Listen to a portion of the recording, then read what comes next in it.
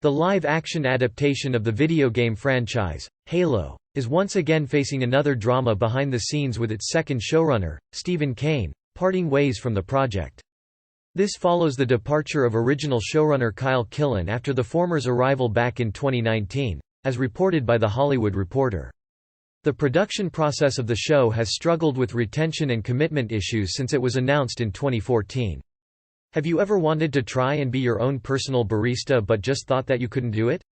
Well, we're here to tell you that there's no time like the present to realize your dreams. If you've dreamed of having the same tasty drinks that you buy from Starbucks in the comfort of your own home, it's possible.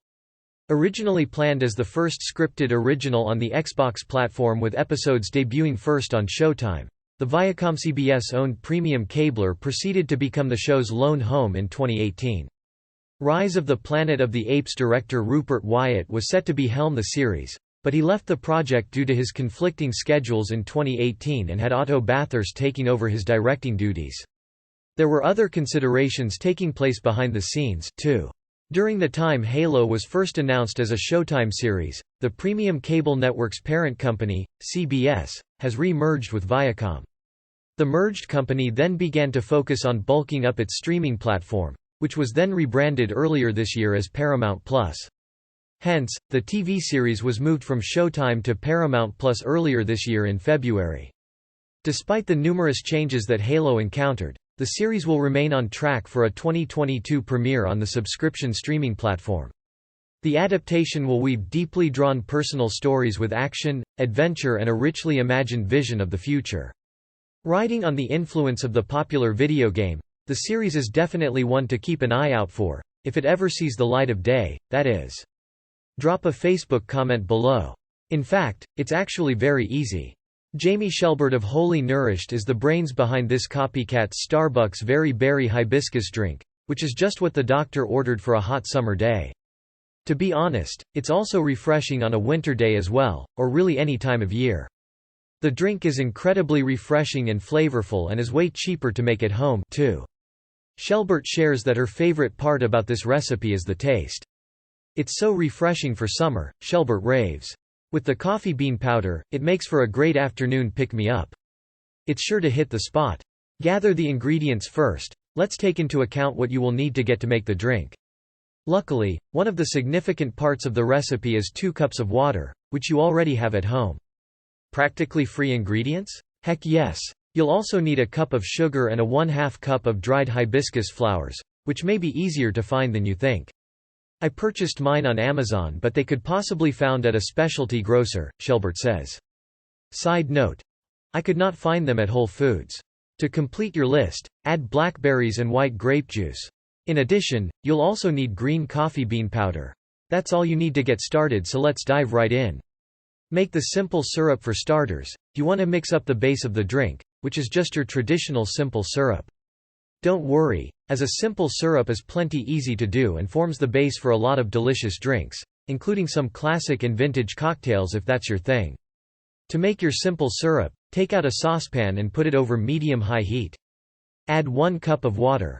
Once it starts to simmer, add in the sugar and the hibiscus. Bring the entire mix to a boil and continue to stir until the sugar completely dissolves. Next, place a lid on the pan and remove it from the heat. Steep the mixture for 20 minutes to allow the flavor and color of the hibiscus to fully incorporate into the mixture. Strain the syrup and set aside. Once you allow the simple syrup and hibiscus mixture to steep for about 20 minutes, it's time to strain. Just get out any strainer you may have and line it with either a cheesecloth or a coffee filter, whichever is readily available to you. Pour the syrup through the strainer and allow it to drain over a couple of minutes. Once it's strained, your simple syrup is done. You can set it to the side for a moment until you need it again. If this is the first time you've ever made a simple syrup, give yourself a big old pat on the back because you did it. That wasn't so bad at all, was it? Muddle the berries now. It's time to get to muddling. Not only is muddling fun to say, but it's also pretty fun to do. Take the blackberries and use the back of the spoon or a fork to muddle them. If you have a dedicated muddler, such as the type that might come with a bar set, that would also come in handy at this time. Make sure to keep some of the berries whole for appearance's sake, so set a few to the side. Now, get out a pitcher that you'll use to serve your drink. Add the blackberries to the bottom and continue on to the next step. Add to the mix now. Take your remaining cup of water and add 1 to 2 tablespoons of the hibiscus simple syrup to it. Next, pour it into a mason jar. Don't close the lid just yet, because you need to add a few more items. Add in the white grape juice and the green coffee bean powder.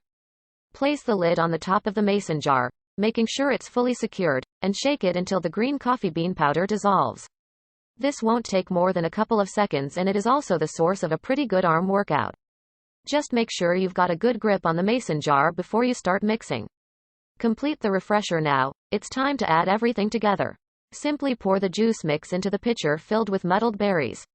Next, add some ice cubes to whatever glass you will be serving the refresher in and pour it over the ice. Add some whole berries for garnish. If your cup has a lid, you can also shake it one more time. I feel like this would be lovely for a light al fresco lunch or brunch, Shelbert shares. As for leftovers, the extra simple syrup will keep for up to 3 weeks in the fridge, says Shelbert, so you'll be well prepared to make this a few times over, as you'll surely want to be doing. 2 cups water, divided 1 cup sugar, 1/2 cup dried hibiscus flowers, 1/4 cup blackberries, 1 cup white grape juice, 1/4 teaspoon green coffee bean powder. To make the hibiscus simple syrup, heat 1 cup of the water in a saucepan over medium-high heat. When the water begins to simmer, add the sugar and the hibiscus. Bring the mixture to a boil, stirring until the sugar is completely dissolved. Place a lid on the pan and remove it from heat. Steep the mixture for 20 minutes. Strain the mixture through a strainer lined with a cheesecloth or coffee filter. Set aside. Muddle the blackberries with the back of a spoon or fork, keeping some of the berries whole. Place muddled berries in the bottom of a pitcher. Add 1 to 2 tablespoons of the hibiscus simple syrup to the remaining cup of water. Pour into a mason jar. Next, add the white grape juice and the green coffee bean powder. Place a lid on the jar and shake until the green coffee bean powder dissolves. Pour the mixture into the pitcher over the muddled berries. Serve over ice.